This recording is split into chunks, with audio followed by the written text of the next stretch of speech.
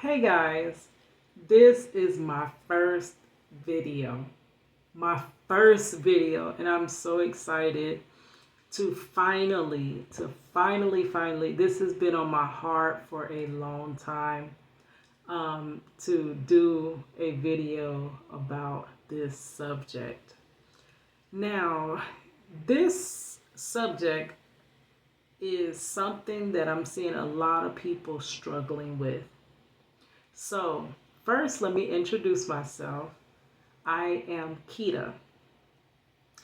And I want to I have been watching a lot of Chosen One and narcissistic content for the last, I'm going to say, since I think when I turned 41.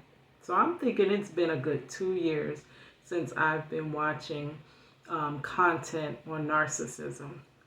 Now, first I want to show you, first I want to tell you how I actually stumbled across this topic. And then I want to go into some deeper things to just share with you guys what I've been through. And this is going to be very therapeutic for myself because, as you know, in narcissistic relationships, you are silenced, and I have been silenced for years. So, first, how I came across, because I didn't even know this was a form of mental abuse. I was clueless. I'm going to tell you in 40. Actually, okay, so I just told you at 41. At 40, I already had my breakdown at 30. You know, you go through that midlife thing at 30 when you're like, wow, this is not the way I expected my life to be, but this is how my life is. Okay, coming up on 40, I kind of was going back to that feeling of, oh my God. So at 30, when life didn't pan out, I gave myself to 40. And I was like, maybe I just need more time and I'll get it together eventually. And 40 came. And my life was still nowhere near where I wanted it to be, even though I had just graduated. At 39, I graduated during the 2020 shutdown. And still, even after that, my life just, it never grew. It never, progressed forward. And it's not because I didn't put a lot of effort. I put a lot of effort towards trying to prosper and move forward and grow and become who I believe that God put me on this earth to be, right? But I always felt like I was so far off the target. Now, dealing with narcissistic abuse, which at this time I did not know what it was. So, all I knew was just everything was my fault. Everything. I mean, from small to humongous things to just pretty important things. Everything was just my fault. And it got to the point where I was like, just run me the blame. Just give me the blame. I already know somehow this is going to shift around and it's going to be my fault. So I started taking on the mentality that I was not good enough. I can't make the right decisions. The more I try to help people, I hurt people. I'm like, I was just trying to help you, but then it would be turned around as though I was trying to hurt the person. And it was like, it almost felt like the more I gave love, the more I got hate in return.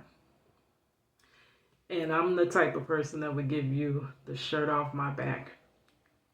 So at age 40, I literally cried out to God. I'm like, Lord, what is wrong with me?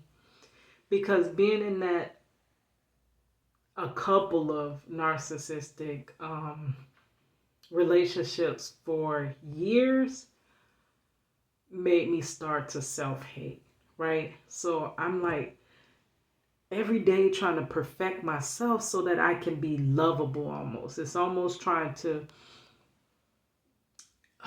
get yourself to a point where people could love you because you feel like you're below. You're way below enough to be loved. So you're trying to do more and more and more. And it's almost like I had to realize that love, first of all, I shouldn't be working for anybody's love, right?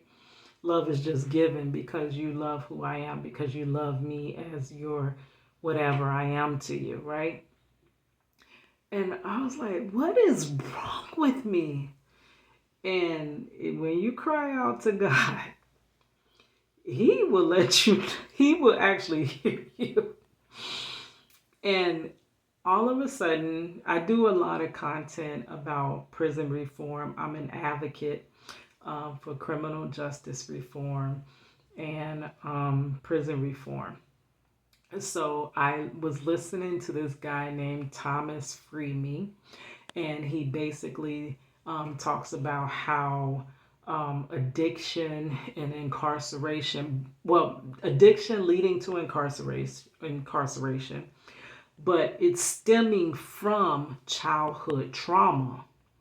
And he said something that he said narcissism or narcissistic. And I'm like, what is that? Like, but as he explained what was happening in the relationships, that's when I was like, that kind of sound like what happens to me.